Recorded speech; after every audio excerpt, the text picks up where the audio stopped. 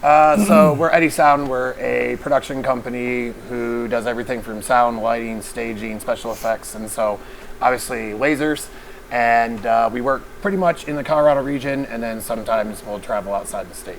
So I got into lighting design because I found out working with other people in the community that, to be honest, nobody really had lights at the time. And so you'd see like beautiful sound setups and not a single light. And I always thought that was kind of funny, so I started buying lights. And I actually had a mentor tell me it was like a really bad idea, and I'm glad I didn't listen. And so I just kept buying more and more lights. And the funny part is for many years, people were confused by the name of the company because we would literally just be subbed out to do lighting all the time. And we didn't do any sound, and they're like, why is your company named Eddy Sound? And I was like, well, we do sound, it's just we're the only ones that have any lights. So that's why you're hiring us. My name is McKenley. I'm project manager / lighting designer / laserist / plethora of other titles for Eddy Sound. Lighting design started for me during COVID, unpaid, on my own fruition, completely because I just wanted to do it, and just kind of took off into a weird little hobby / now paid to do it. It's a career. It's a career, I guess. There you go, it's a career. Yeah. A simple job application off the college job listing. Had applied for a high school DJ, wasn't it? Or disc jockey, I think was the actual title. I don't know, it was terrible at the time. And it's okay. And the only interaction I got was an interview at Starbucks, and then he was like, "Great, you're like," it was like, "Oh, I was hired before I even." And it was all part-time, and then eventually moved into full-time after college, and here we are. I think my first units were, they're 2018 units. I think I started going to LDI, I think, gosh, this will be like my 8th year with a year off, I think. So I started looking for lasers probably 16, maybe even 15. And I actually almost had bought from another company earlier, and then it just never came to fruition, and I didn't purchase. And so I knew I wanted lasers because it was just something that no one really had. And we have obviously like corporate concert, and then we have a big high school wing of our company where I knew lasers would be successful. So I was just looking, and then literally we were introduced to Drew, who was demoing Mercury at LDI and showed us it. And I was like, all right, this is the laser program that, the laser product and program that we'll go with. So I didn't know, really I walked into lasers knowing nothing at all other than, hey, I want to own lasers. That's about how much my knowledge was. Oh, X-Laser with the company is like easy. So as I've built the company, most of the brands that I've gotten involved with, what I like is when it's a very personal experience. And so you get to know the people in the company. A lot of times you get to know the owners. It's not to say that big companies aren't good. I have some very big companies we work with, but I work closely with those companies within the United States. So it's the chain of command there. But with X-Laser, it's great. You pick up the phone, you call, someone always answers. You always get help. I mean, I'm not gonna lie, when we bought lasers, like our first 2 lasers showed up in our old warehouse, we didn't even know how to make them work. Like we turned them on and we like messed with them probably a couple hours, and we're like, we have no clue what we're doing. We're trying, like, you're kind of scared of them. You're like, I don't want to like burn my retina out because I've been told it will damage me. But at the same time, I'm like, hey, how do I get it to work? And so that was late at night, and like the next day we like messaged like, yo, how do we do this? And they walked us through it, and then all of a sudden we're like, this is how you make a laser work, and we started to figure it out. But yeah, X-Laser company, like for me, I have to be careful what I say because I don't know much about the other companies because I've always been an X-Laser junkie, and I'm through and through. And not to say other companies aren't great, but I'm not going anywhere. I'm going to have a lot of X-Laser units. I mean, from what I've, like, obviously I have a much shorter, I guess, like life in the industry so far because I pretty much just started in 2020. But from what I've seen, it's always been like, you always have like the lighting designer side, and then you always have like a laserist alongside those people, especially for the bigger shows and stuff like that. More so now you're seeing so many lighting designers that are incorporating lasers into their entire show design. It's just one person and one person's, I guess, vision with the entire rig. So it But to kind of tag off of that, like I always say, like whenever people are working with lasers, I'm always like, it's a moving head. Like it is a, if you think of it as a profile, it has gobo wheels and it has gobos in those wheels. And once you get a grasp of that, beyond that, it's animations, and then it's like, it starts to just click for people instantly. I mean, as a fixture, I think they just bring an impact that other fixtures like a spot beam or a wash moving heads that they can't bring.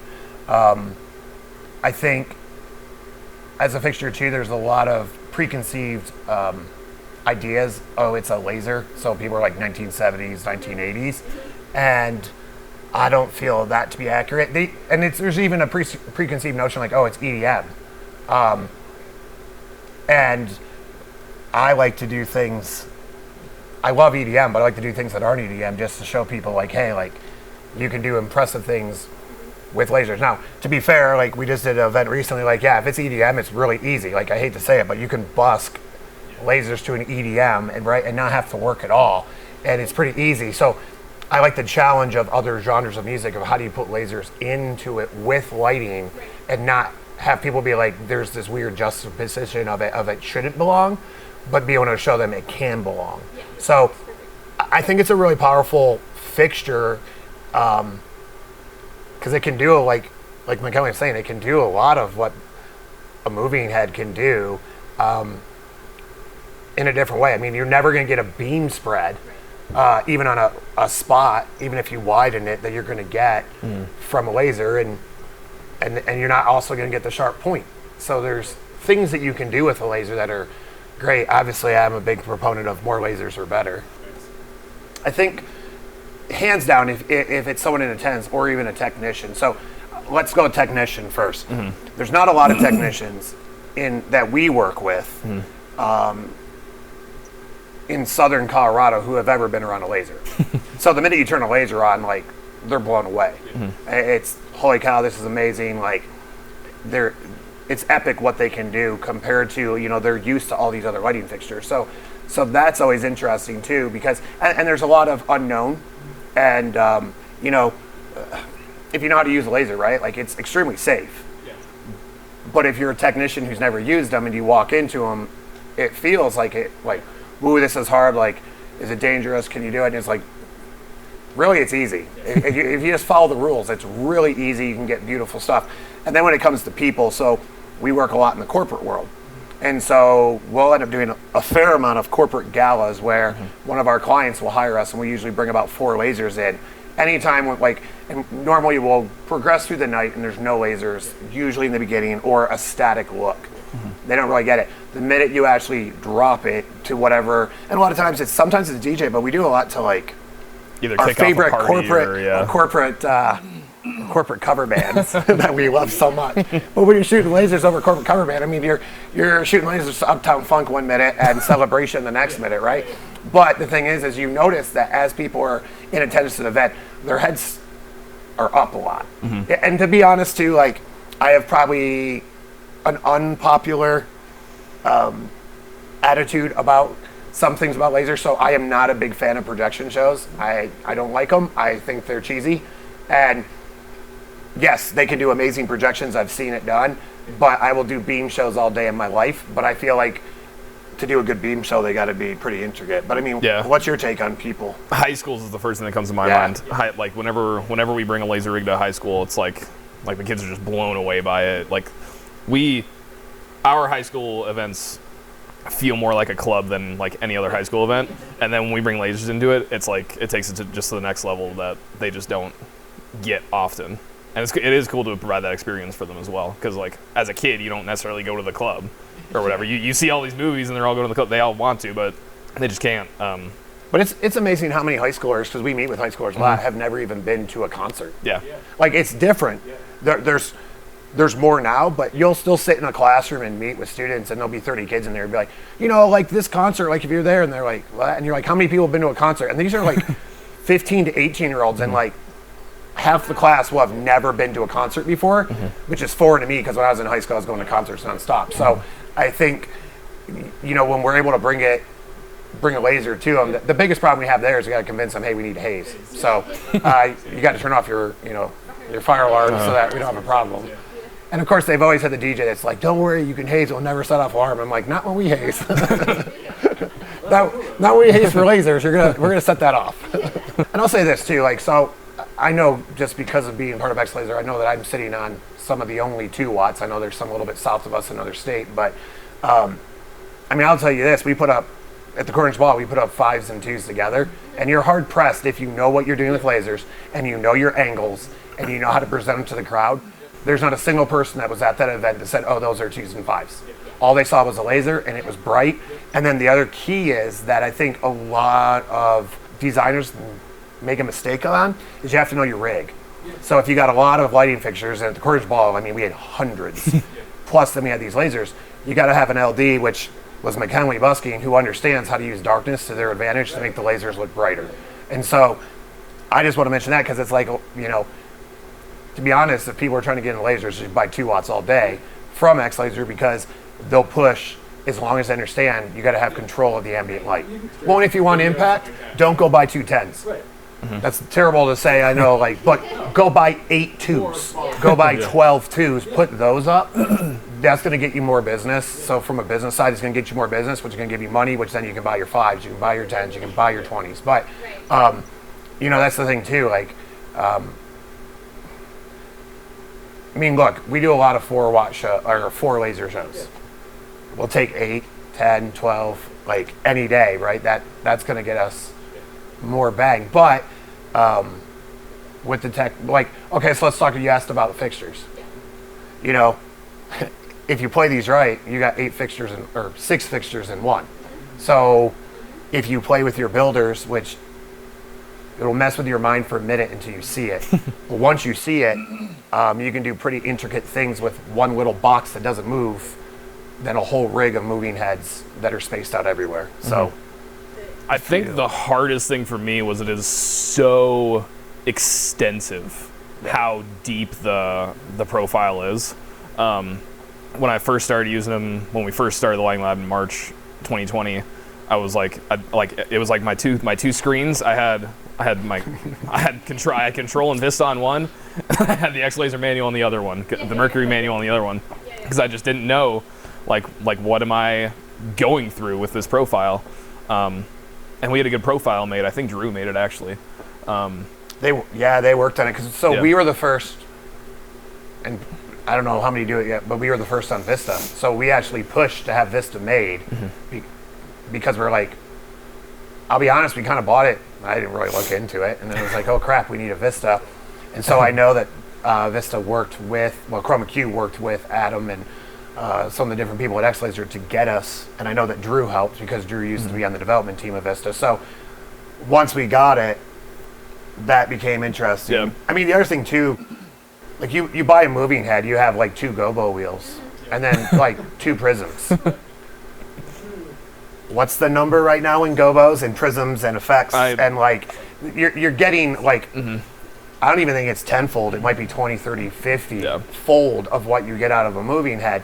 The sad part is like you said, it can be so big that sometimes you have to push yourself as a designer because you go back to what you know, even though there's a lot more inside the laser that you got to go after. It's probably the best way to put it. Yeah, but like kind of going back, in December when I went home for Christmas, I was sitting bored one day and I was like, you know what? Screw this. Like I'm tired of looking at the manual. I literally went through and made my own presets for every single gobo, every single color palette, I made every single thing a palette and a preset in Vista. And it took me probably a good 6 hours of just staring at the manual, repetitive, just going. But it completely changed how I actually program because I am able to see and visualize, and it picked up my speed. But on top of that, it also helped me go deeper into the library of what Mercury has, because I wasn't just stuck with the same oh, I know this is my beam, I know this is my big wave that I like to use a lot. It actually helped me go deeper into using Mercury, I think. You have your favorites. I mean, he has his favorites. Of course, yeah. When we work together, he has his favorites. I have my favorites. So I mean, we can speak in a way that wouldn't make sense to anybody else, but like, hey, you know that one? And I'll say that one, and he's already got it, because he knows that's the gobo that I'm looking for. And then I'll be like, oh, throw this prism on it. And so we both have developed our own niche within it, but then the biggest thing is like trying to come at it with a designer's point of view, where you're like, okay, we're going to stretch ourselves and like actually like tie a hand back and be like, we're not going to use anything that we like in it, and we're going to try to use something we don't like, because then you just end up with another favorite. But there's always things that hit better than the others. And then the thing is too is understanding lasers, like they're like, not to speak poor about it, but they're shortcomings, and so you have to understand what your shortcomings are. And the shortcoming really is like the refresh rate and just how much you can get to come out of it because of what the mechanics of a laser is inside of it. But again, I have a lot of fixtures that have shortcomings. I have a lot of fixtures that we don't like certain things, and I always tell people, you never show people your shortcomings. You always go work around it, and I think it's the same. And again, like, I don't say shortcomings in a bad way, but in all technology, there's limitations, and so you just have to learn them.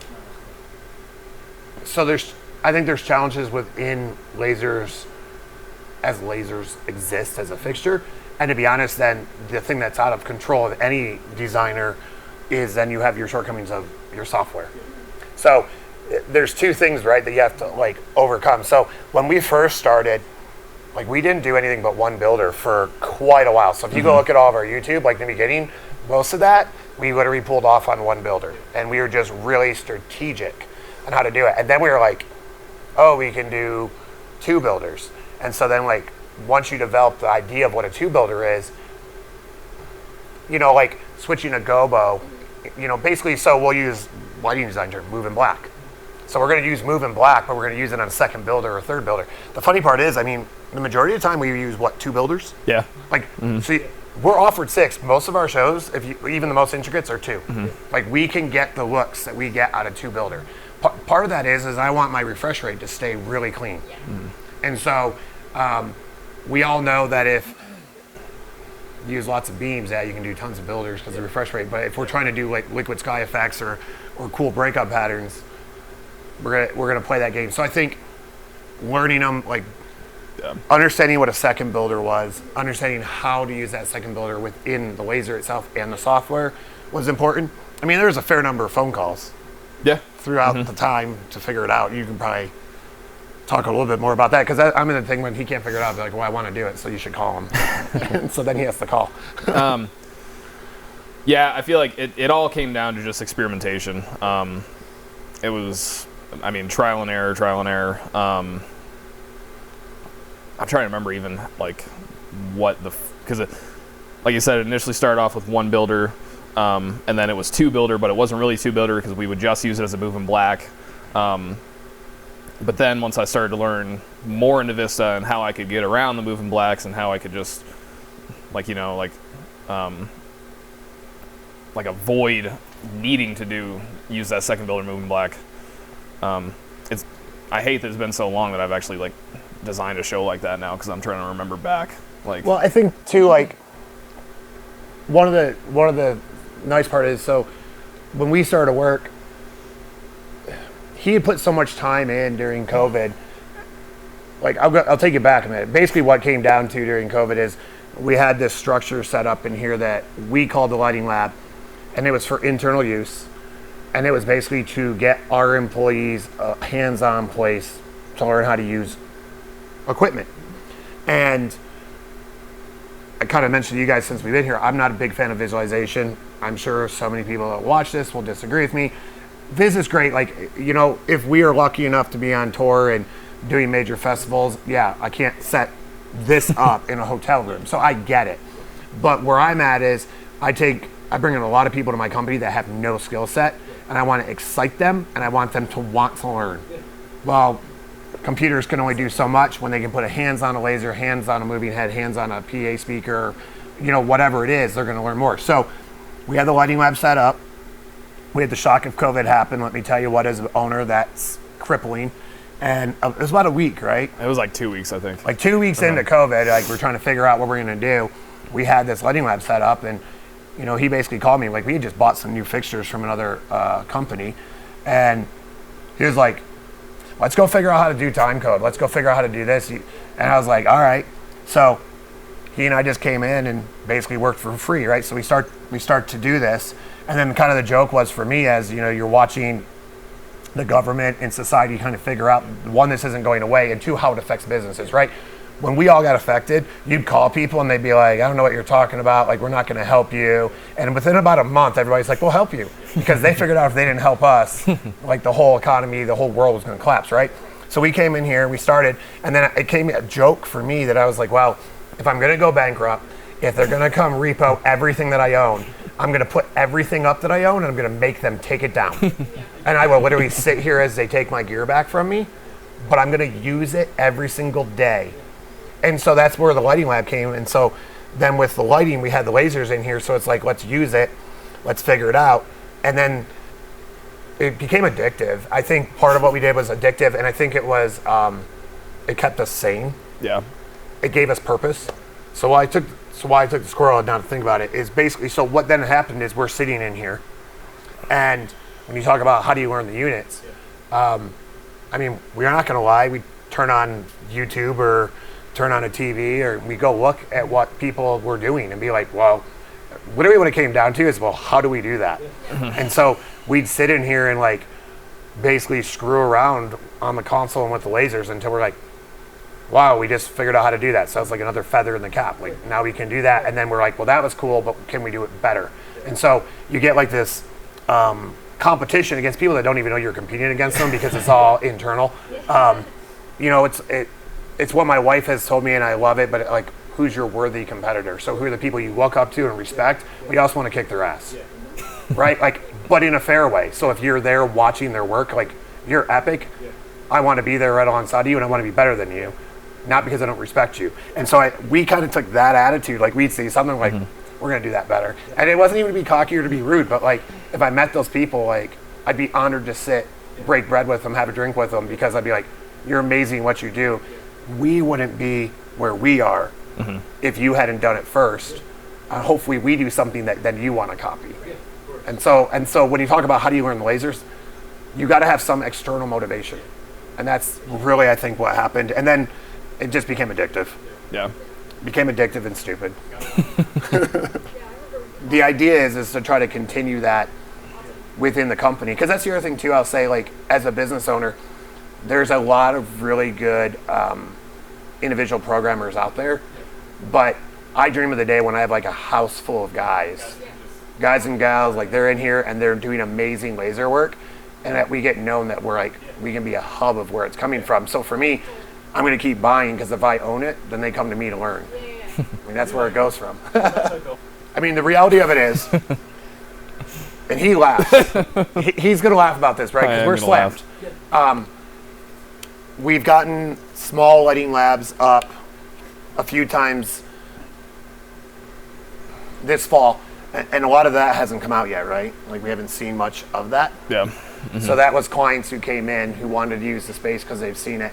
You know, in a perfect world, as I continue to scale, like, we know we're going to outgrow this building very quickly. I would love to have a dedicated space at all times.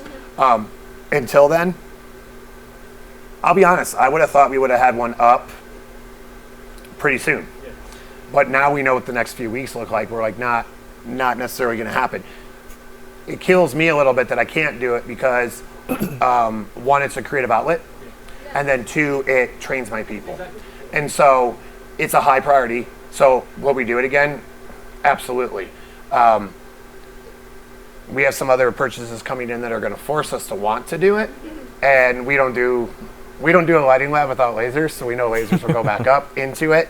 And so we'll have some pretty cool pushes, because I got some motivated guys that work for me that, like, when this new equipment comes in, they're going to be like, hey, like, they're like, let's put it up. And I'm going to be like, hey, let's add in lasers, let's add in lighting, because if we're going to put in the work. So I think the answer to it is like, I don't have a set plan, but for me, and why he laughs, is I get bored very quickly as the owner of a business. And as much fun as it is to do corporate gigs with cover bands nonstop and to do high schools and stuff like that, like, I always am yearning for something different. And I actually will tell you that we would not have the business, and I know you're going to agree with me on this, We would not have the business today that we have if we had not done the lighting lab all the way through COVID. I have never had someone come in and say, hey, we're hiring you because you did it. But there's been people that have like, we saw this. They don't even know what they saw. Yeah. We know they saw the lighting lab. But so the response is it's going to happen again. I mean, if I could put one up tomorrow, I would put it up tomorrow. You know, it's fun to put up what we have behind us right now. And yeah, you guys are here, but to be blatantly honest, if you weren't here, it'd still be up because we got to program a show. So it's up. We do it. This has got to be nitty gritty to get it where it's going. But we've even messed around with like the ones we did this fall were smaller. It wasn't the whole shop, and we were able to get amazing things out of the smaller. Yeah. He laughs because I mean, like we work 100 hours a week. And so yeah, the problem is there's only so many hours in a day. Back when when literally the streets were empty because people were not leaving their houses, we were like, okay, well, we're not doing anything else. Like I like distinctly remember the first day I drove back to the shop. Like it's literally empty streets. I feel like I'm gonna get arrested because it's like martial law out there. Oh, it was, because remember, so like they actually in Colorado, I mean, it happened in all states, but like we had a stay-home order, I think, for 2 weeks. Yeah. And I remember I called him and I was like, dude, it's my building. I'm not staying home. Do you want to go? And so we would just drive up here, come in and lock the gate. And I'm like, they don't know we're in here. And we would spend, 12, 15 hours. It was hard on like my wife and, his girlfriend because we're literally working as hard as we're working now and not making a red cent. And so it was weird. So the only thing I think that gave a little bit of grace to us is that we were able to produce so much content that people at least knew like we were alive and we were doing something. But I mean, in a perfect world, I'll be honest, if I had a big enough building, it would be up nonstop because I need it for training. Like I need my guys, like it kills me to see everything in cases. Because if it's in cases, like I'm not making money on it, which is fine, right? You have to store it. But why not have it out so that the people that you're investing in can use your resources to become better? Like, to talk about the lighting lab, what's cool about it too. So I literally picked up employees that then started working for me post-COVID because they came here with friends during the lighting lab. And when you see a laser up close, that's what's cool about the lighting lab. When you're in a show, we're shooting over heads all the time. We're following the law. We're making sure everything's legal. It's epic. If anybody goes and sees what we did, we were able to treat the lighting lab like a studio. So we had people getting up very close and personal with the lasers, having safety officers to make sure it's done. But like, again, when you walk in the door and you see a laser turn on and you can literally walk up to it, it's unreal. It's unreal, like the experiences they get. And then people are like, which is funny during COVID, so you guys like do this professionally? Like, well, we want to, but it's illegal right now. And we can't go do events because we get paid to do events with large gatherings. And but it was always funny though. So you like do this? I'm like, well, it's hard to explain. I don't do anything else. So I mean, it's incredibly like obviously with every fixture, like you're limited by the LEDs or the lamp or the color flags or whatever you have.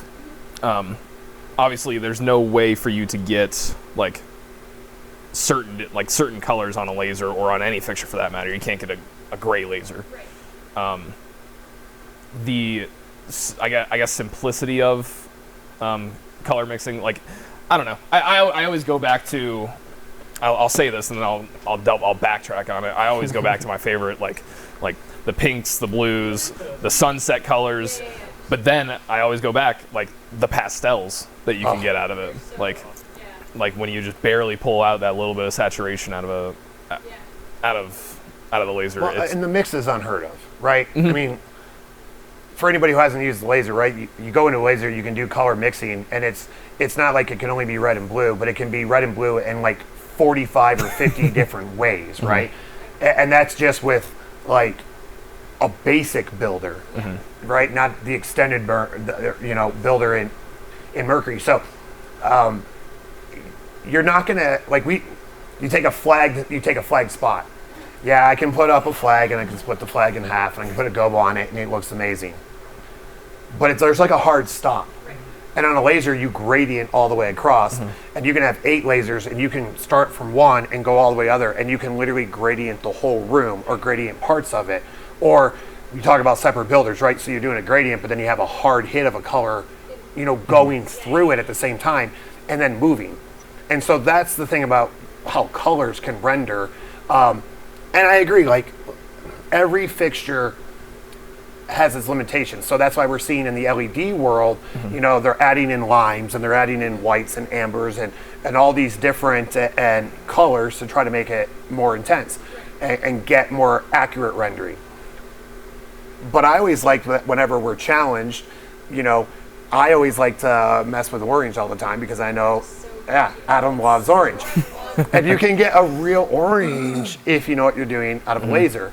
And then the other thing too is it's much like on an LED with a laser, you can go into your program and move a hair and you can go from a golden to, a lot of times too, there's like, you talk about limitations, you go from a golden to like a greeny yellow and you're like, okay, that looks like puke. Like we don't like that. But then you move a little bit more and you get like a true yellow. And then you can do everything in between. So I think the color rendering, to be honest on the laser, is what your mind will allow you to do. And as much as you're willing to, mess with it, we count on manufacturers to give us the best engines that they can, right? So what the equipment is inside the laser, but if you give it to us, you can do matching pretty closely. But again, they're all limited versus the other fixtures are against. Yeah, and of course, like when you have something, when you have 8, 6, 10 lasers, whatever, in a single rig, you can run those gradients across, and it's gonna look completely seamless.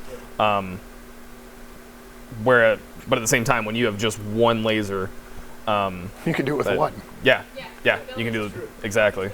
Yep. Right. If you go out to a big rig in an arena, they'll run those gradients and they're running it across fixtures, but then count the fixtures. You can run that same gradient off of 4 lasers. You can run the same gradient off of 2, and you actually can run it off of 1. So if you're wide enough and you have a bright enough laser to compete with your rig, and you literally just do, the widest flat beam you can, liquid sky it, you can match your gradient on 1. And they're doing it with like 32 of that head, 40 of the head, 16. Zoning, when you first, it's hard to grasp when you first try to do it. The way that he's always described it to people is, if they're familiar with Photoshop, which obviously all the photographers and stuff that we've worked with, it's a mask. Because people freak out. Yeah. Like when you're working with people, and again, we worked with a lot of photographers. You have to remind them, hey, it's going to kill your sensor. But anyway. But it's become such a streamlined process after doing it so many times. But even after the first few, it's like, all right, start small, open as wide as you can. Obviously, if we're in a closed room, we can open as wide as we can. And then beyond that, you take your height. I mean, it's that easy. And if you have a good team too, so we're blessed that since I have so many employees, he can be at the console and I can literally have 4 or 8 lasers up and have a person behind every one of them, and we can zone them pretty much at the same time and at halls, or at least pairs, depending on what we're trying to do. And everybody pretty much in my team has a firm understanding of how to do it safely and how to do it quickly. Depending on where we're at, we're either going to shoot to the ground or we're going to shoot to the air.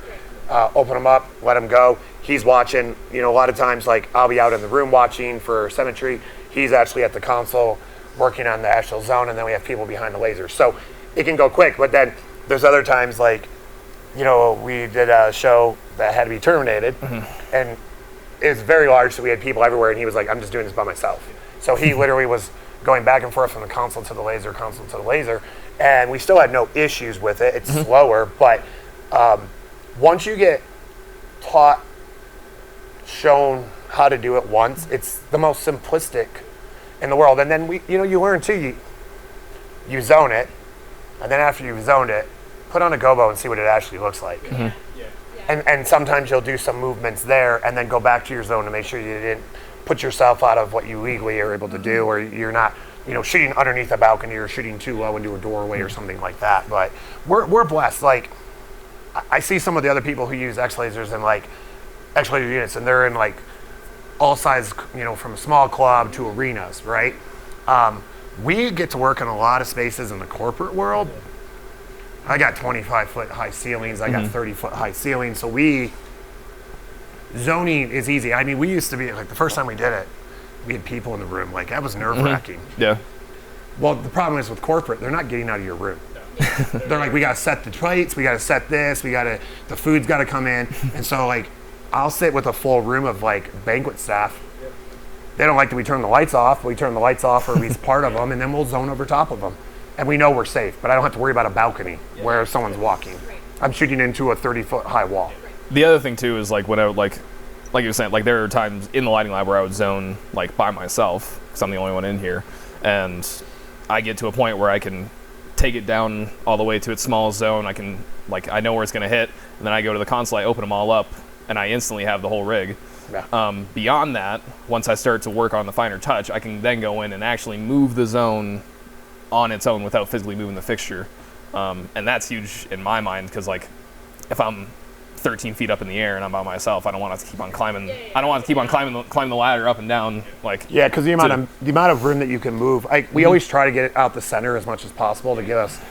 But there's times too, like we're time crunched, where it's like it's close, don't touch it, lock it, and then he'll go in and move within, the actual aperture of where it can come out, and we still have a full laser.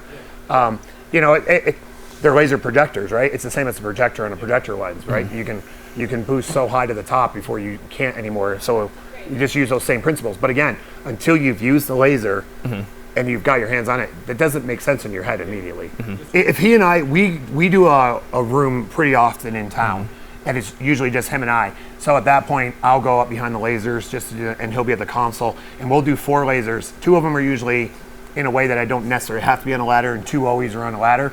And in 10 minutes, we're completely zoned. If it's push, we can do it in 5. And the other thing too, like I said, like if it's really push, it's literally like, all right, turn them all on, get them down to that zone, put them rough, and then from there, like I could even do it in show if I needed to, slightly move the zone over just like, to get that symmetry that we need. He's got a lot of opinions on this. I have a lot of opinions, and I can. Have all right, wait, hold on. I'll go right into this. All right. So it's great. Like we watch the same videos everybody else has watched. We see what goes viral on TikTok. We see what's on YouTube and on Instagram. Great. You know what? If you got 80 freaking lasers, it's gonna look cool no matter what. And I'm gonna go straight out and probably make some non-friends at this point. But if you got 80 lasers and they're doing the same thing, congratulations. Like that doesn't really excite me. Maybe I'm jealous. I'll own it. Maybe I want 80 lasers to do the same thing in a show. I'll own that all day. Where I'm at, and if you look at anything that we have ever done, especially in the lighting lab, there's very few laser-only shows. Because to me, that's not real world. Right. Because there is a very small number of artists, production companies, and individuals in the world that can afford to have 80 lasers, 120 lasers on a show. There is no deny. Put up haze, turn on 120 lasers, it's gonna look great. So where I'm at is lasers are a piece of the puzzle, and I feel like if you can design a laser integration with lighting into a show, that's where it's at, because why wouldn't we do it? Like, why wouldn't I have 8 lasers, 9 lasers, whatever it is, and 16 beams, 16 spots? That's what makes things beautiful to me. That's reality. And so yeah, he knows I'm opinionated about it, because it was never like, let's just put up lasers and do a laser show. I was like, the joke about the lighting lab is, and I'm laughing because the guys behind got to feel this recently. He felt it for months. But we built this whole thing, and it would get to a point where we build it together, and then it got to a point where he'd build it prior to me, and we'd talk, and I'd come back out, and he'd be like, so we good? I'm like, nope. All right, add 8 of these fixtures here. He's like, we're good after that, right? It's like, let me know when you're done. Then I come back out, and so we'd get to these really high fixture counts, but it's because I wanted a lot of tools in our belt to do something cool. And I'll be honest, like, there's not a lot of people that I saw. Now, there's key people, right? We know who the ex-laser cats are. I follow them, and I name them, and I know who they are. They're the ones that I'm seeing that are really doing, like, lasers and lighting together. I'm going to go back to something he said. There's this real weird thing in the production industry, and not in the world that we work, because we're smaller than them. So I'm just going to be honest, right? We're the smaller guys. But there's this weird thing where you have to have a laserist, and the laserist is really good at lasers, and I'm special at it, and no one else can do what I can do. And then you have the lighting guy, and then no one can do what the lighting guy can do. And I'm like, well, that's just stupid. And so I like to see, like, you're painting in the air. We're all painting in the air. So why don't we paint in the air together? And hey, if you can do it off of one console, one person, you can have a designer and a programmer working together, great. But I don't like the juxtaposition of this is how it is. One of the first times we ever did lasers, we didn't do them. We got hired in, we had a lighting rig, someone had a laser rig, and then there was a house rig. And I remember that show forever. I think one of the guys back there was there. We had all these operators, and it was fun because you were calling back and forth to each other, but it was also kind of stupid. You're like, hey, what color palette are you going to? Hey, and you literally look down the line like, you go, and they would go, and then you'd watch the whole rig turn with it, which there's a cool synergy in that. Why don't we just program it to do it all at once? I think all lasers all the time too get boring. And so, right, we've already talked about how lasers blow people's minds. Like everybody's like, holy cow, this is great. If you go in and you have a 90-minute show, sometimes lasers are more impressive when they've been turned off for 30 seconds, 60 seconds. Sometimes they get turned off for 2 minutes. And then when the hit comes, and notice I say the hit, not the drop, because it can be like any genre of music, your lasers come back on again. But yeah, he knows that I'm passionate about that part of lasers. Yeah, I was just gonna say, like I said earlier, like now you're like, it used to be like you said, you have your lighting designer, you have your laserist, and so many shows they're not even like talking together as much. They're like kind of doing their own thing. Obviously on the bigger tours and stuff, they're working hand in hand with each other, but they're still two separate entities.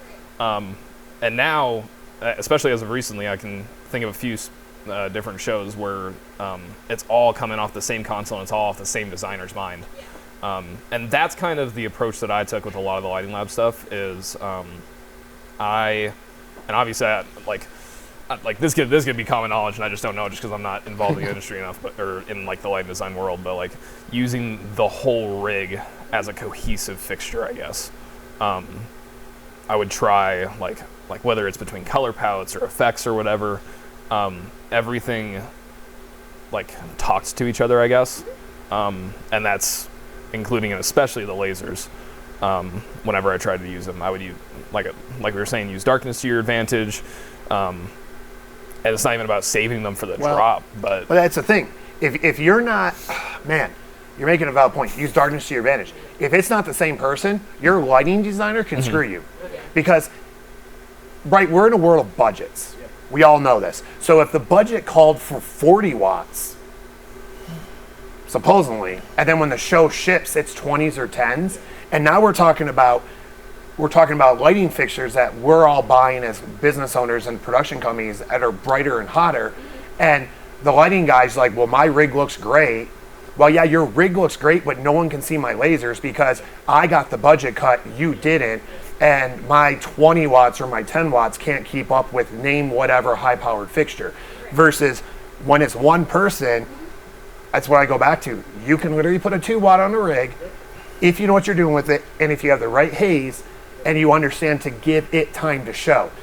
If it's two different people, it's hard to look at your lighting person and be like, yo, like I need you to literally back down for a minute so that the 2 watt looks good. It'll be epic. I'll give you your time. And so when we did our programming in here, we give a lot towards the lasers, and we learned a lot about angles. And if you put the laser at the wrong angle, you can have a 5 watt all day, and the 2 watts will blow it out of the water because it's the wrong viewing angle. So, not to jump on you, but you talked about darkness, and I think that's why it's important that it can at least be more of a cohesive. But with the X laser units, it made it so seamless, I guess, to integrate it into the whole rig. Like obviously, like the way that I would program, and I have no idea if this is standard, but it worked for me.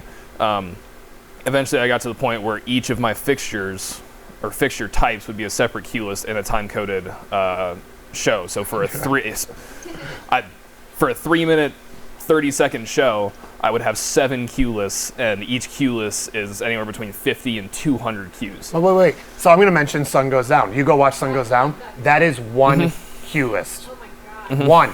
That is shot, like now we look at it and we're like, how did we even do that? Because because you talk about working around the limitations of your fixtures and the computer or whatever your programming software is as well. Holy cow. Now if we had to go back and redo that, we would approach it in a completely different way. There would probably be 7 or 12 or whatever cue list running at the same time. But like we never could have done that if Mercury didn't exist. Because how would we have done that on the same software, firing everything? Right. I get that I'm probably gonna have some haters here, and I know that you can link them and network them and make it talk and all that, but why would you do that when you could just when I can? I'm a business owner. I want things to be easy. Okay. So let me go back. I want to answer better your question on why I bought what I bought. So here's what I learned the 3 years prior to buying X-Laser units. This is what I knew. I was going to buy expensive lasers that, to be honest, I'll call myself out, would have been the most expensive purchase I had ever done for a single item in my company, right? So I'm like, that's expensive. And then everyone's telling me, but you got to buy a computer, and the computer's got to be souped up. And then on top of buying the computer, you got to have your licenses. And then on top of that, and I'm really going to go out there right now and probably make people mad, you got to have this freaking cable that doesn't fit anywhere else into my inventory, that looks like it's something that I had on my Apple IIgs printer back in 1986 when I got my first computer, right? So I know I'm dishing hard here, but you know what? To each their own. We watch a lot of people's shows on the competitors, and they're epic. I'm not taking that away. I'm saying from a business owner, ROI, simple use, getting into something new, Mercury was the answer. The other thing too that I figured out, if I'm wrong, cut this, but I don't think I am. I know that there is limitations on the number of lasers that can successfully be deployed off of some of the competitors' software.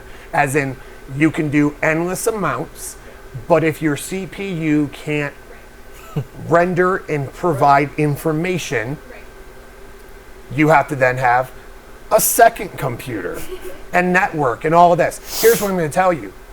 I've done 4, 9, 13, and 15 laser Mercury shows that is running seamlessly off the same computer program, the same console, that's literally running 150 lighting fixtures with no lag, no delay. I didn't have to have any other infrastructure to do it.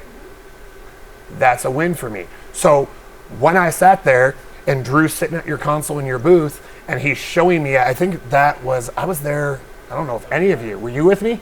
Was it MA or was it AVO? It was AVO, wasn't it? It was AVO. So he's sitting there at AVO, and I just remember he's like, so matter of fact, he's like, dude, it's talking about DMX. He spoke my language right away. DMX. Oh, you're doing that through DMX?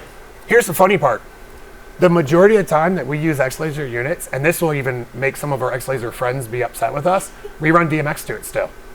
And they're like, well, why? You can do it through network, which we have. There are situations where we've had to do it through network because of deployment. I'm a little bit old school. DMX works. I already have bins of DMX cables all around me. I already have to run a control cable and power to it. What's one more cable? And if I have 2 fixtures sitting that are right next to it that take DMX anyways, why not? Correct. And so we do that all the time. So that goes a little bit more into why I bought. To be bluntly honest, like, and if I'm right, like the CPU is inside of these. And what a lot of the brain is inside the Mercury units. The other thing I'll tell you too, we were so quick into Mercury, you'll remember this. Your firmware updates were ridiculous. Like, I was getting updates so quick that I didn't even know they existed. In fact, for a while I didn't know they existed. Then on one of the phone calls we found out when we had a problem, they're like, yeah, like, what's your firmware? We're like, what do you mean? We went and looked. And I mean, we were we were versions behind. And then we were like, oh, and you want to talk about ease? We downloaded a stupid file on a USB drive, it's stuck in the back, we said update, boom, it was gone, and we had our issues fixed. And that's the other thing too, you should talk about customer support. I know I'm all over the place. But think about every time that we've had an issue, like where I think we were early enough into the development that we actually found some little hiccups. And when I say hiccups, not necessarily a hiccup in the firmware, but like how Vista talked to a hiccup or something like that, right? We'd like call in, describe it, send a picture or video, show what was happening. We get a firmware usually the next day. And they're like, hey, put this on. And I would tell you the majority of the time that firmware took care of the issue. It's fun too when you get rental units from your partners, because then you have to find out what they're on. And then you got to call them and be like, hey, can I update your firmware? Because they're not on the right firmware. And my whole deal is I am passionate about these units because, look, there's competitors out there. They make great units. But, like, I'm a small to medium-sized company, and I own lasers, I own lighting, I own sound, I own stage decks, I own trussing. You know, I own every type of cable known to mankind at this point. And what I wanted was ease of use, and I had no clue that I actually accidentally bought into ease of use, other than Drew was a great spokesman at the time to be like, dude, you have to buy these. And I was like, all right, I'll buy them. And it quickly went, our inventory quickly went. I mean, the units themselves are so small and light. Like, there's so many times they're all hanging up by myself, like, without help of anybody else. Yep. They're easy to maintain and clean. With in the lighting lab, with the amount of haze we pushed into this room, like every single fixture, we were wiping lenses like crazy. We were cleaning fans, and it was gross. And it was, but the fact that it's literally one of the easiest things to maintain. Like, I don't know, 5 minutes a unit, and it's back up to. I think too, the more you use them, if I could give anybody advice, getting into this and learning the way we learned, is that, look, X-Laser, you always talk about being family number one. That's the truth. And to be fair, and the other laser companies, they're family too. This is a close-knit, family-based industry of laserists, right? And so you're going to be close to the people that are using the same products that you're using.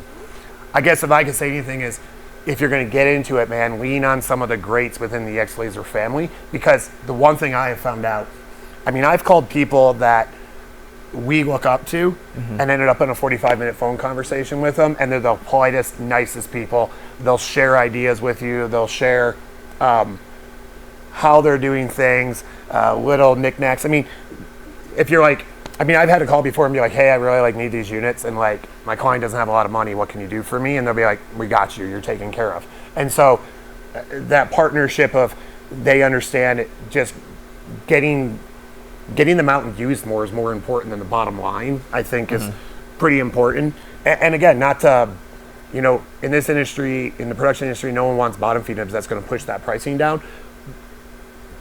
Clients always pay. It's the friendship between the companies to make sure you have the units that you need on hand, if that makes sense. And do it in a way to let us get away with things that we couldn't get away with if they didn't let us use their units. To go back to actually answer the question. Yeah. Because that was quite the tangent. I know. I feel like the answer to how does it actually work with the units, it's a simple answer because it's so simple. It's plug and play to a point. You know what I mean? Like, okay, you go in just like a normal fixture. You set a DMX address, great. Like, it's ready to go. You can fine tweak your calibration settings. You can tweak your refresh rate from DMX if you need to. You can go in and change your zones if you need to, which we don't because we do it from the console. But it's that easy. Like, I'm just laughing because whenever anybody else uses them, they always have zones set on them, so we always have to factory reset them when they come back. Oh, I know, yeah. Like, why is this not working? No, someone set the zone on a rental. Yeah. But again, it's easy. We like just reset it. Factory reset, and it's up and functional. That's the easy answer to the easy question, I guess. Because we'll start to try to figure, like, we used to try to figure it out. We're like, oh, we got this, and now we're like, we're finally, well, this is stupid. Just factory reset it. No, yeah, it comes down to the simplicity of the fixture in the unit. It's like the fact that it can so seamlessly integrate with the rest of our systems, like. We know people who use it on MA. We know people who use it on AVO. We know people. We're Vista, so we're kind of the odd dogs out that we use it on Vista. We know we've rented to people who've used them on Hogs. And even when we had problems, which is, it was a brand new LD that we introduced the rental product to. We were there for the zone. We were there for the beginning of the programming. I think we made a couple phone calls back to X-Laser just to get some Hog recreated. We don't know Hog. But we had a very good Hog programmer. He tours, and like by the end, he was even like, This is so easy. Like all of a sudden he's never programmed a laser in his life. He has a massive rig. We put up 4 lasers, and he's programming them, and he integrates them into a rig. And it was the same with with Jeremy at the church. Yes. It was like we give him a whole laser rig. We install it for him for a Christmas service, and I'm like, all right, these are your fixtures. I'd show him. That's how you use them. Here's the manual when you need it, when you want to do something cool. And that's another random side note. The number. Like, obviously, I don't know how many hours we have on our lasers at this point. Hundreds and hundreds.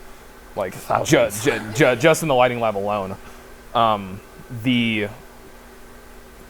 know that we've only scratched the surface on what we can do with them.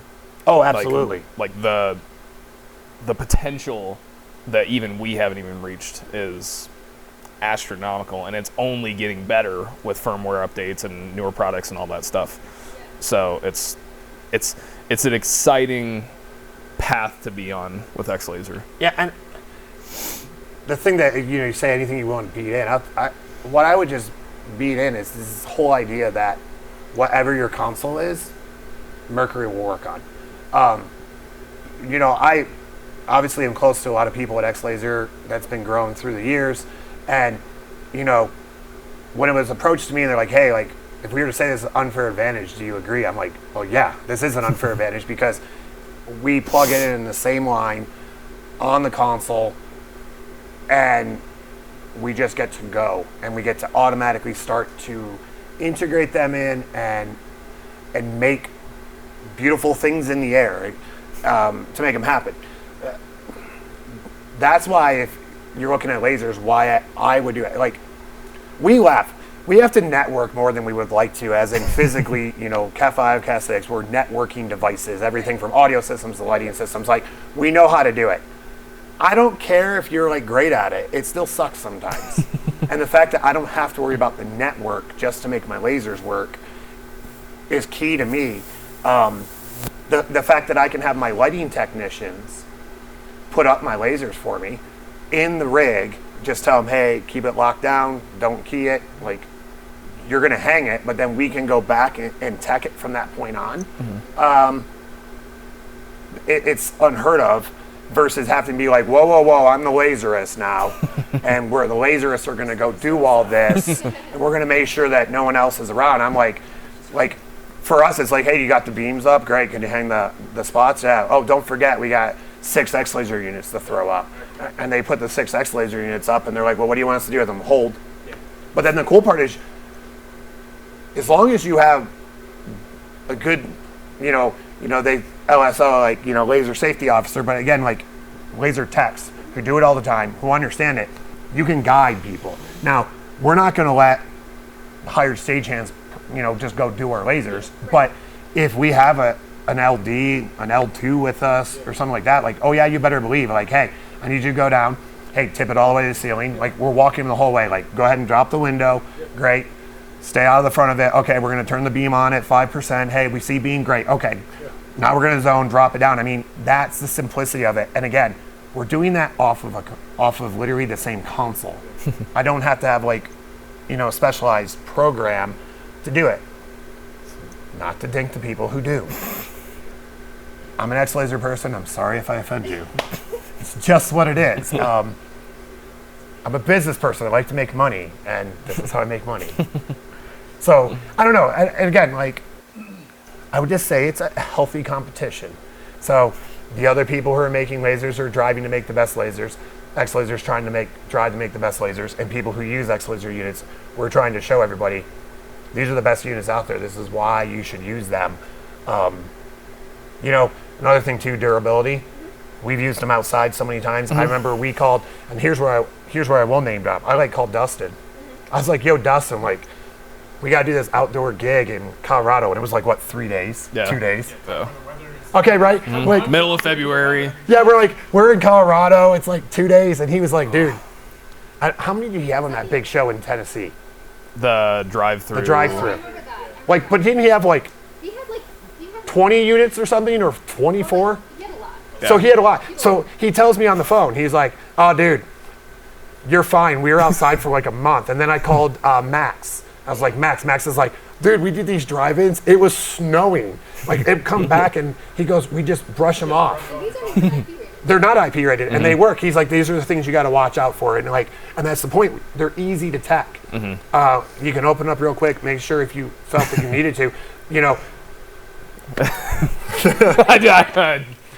we have pictures of this one. So it was the 20 or the 10? It was the 20. Okay, so the big laser show we shot at the United States Olympic Museum, right? So we brought in 10s and 20s. So we brought in 10s from Max and 20s from Drew. And, or no, Dustin. from 20, Dustin. 20 from Dustin. So Dustin probably doesn't even know this, but one of his came in, and in shipping, I mean, it was totally off. Massively misaligned. Massively misaligned. And we're like, great. Now, it was cold because it was in February in Colorado. And we were setting up in the night. We were setting up at night because we had to zone and all that because it was the show. And we have literally pictures. We literally took that thing down. We're sitting outside and we're teching it on the ground, and we realigned that laser from scratch. And it was like, well, we really need this unit because of how the overall and look I had never opened up a 20 before. And we I figured it out. I was able to get in there and it was late enough at night that we couldn't call anybody. But we had enough laserists there that we're like, we got this. And so literally it was like you and I think there's about 4 of us, 4 or 5 of us from my company. Like, we're all around it. And it's funny because we have pictures because we're basically trying to align it and get it all right. And I mean, we got that thing realigned and Close enough, right? oh yeah, no one would have known. And it's painful in the cold, but oh, it sucked. it would have been a lot worse if. Mine with like freezing hands. No, but if like. I tried to be like slow enough that you don't like totally misalign it, and you're like, oh great. But even with the 10s and the 20s, like the side pockets make it easy, and I'd like. But again, I had never opened it up before, and I was like, okay, this like I was, I guess, smart enough to know. We put them all up, and that, you know, that show was pretty important to us. Like, we had made a lot of claims, and so we needed that show to go through the claims, and that was a long show. So that show was 24, almost 25-minute long show that was going to be shot 3 times in a row. So like, we had a lot on the line. Around here, no one had really ever done that, and No one had ever done that. Period. yeah, No one I really mean, ever done it. they had done a drive-in out east from here in the county that was one of the traveling shows I've been in, but really, you know, we're 60 miles from Denver, which is like one of the EDM capitals that have some of the best laserists in the country that literally reside there, some of the best companies in the country that win awards that, like, again, worthy competitors. But we had to go and we were to take X laser units. And that's what I'm proud of too, because the other thing I figured out in the laser world, you'll go see big shows and then you'll ask them, like, what are these units? Rarely are they ever all one brand. They're like this brand, that brand, and half of them I've never heard of. I made this one. Yeah, My favorite. And I'll be honest, we're proud that we walk in and we'll drop all X laser units down and do a show that way. So we do all types of shows. We end up in the corporate world quite a bit just because of some of the things that we've done.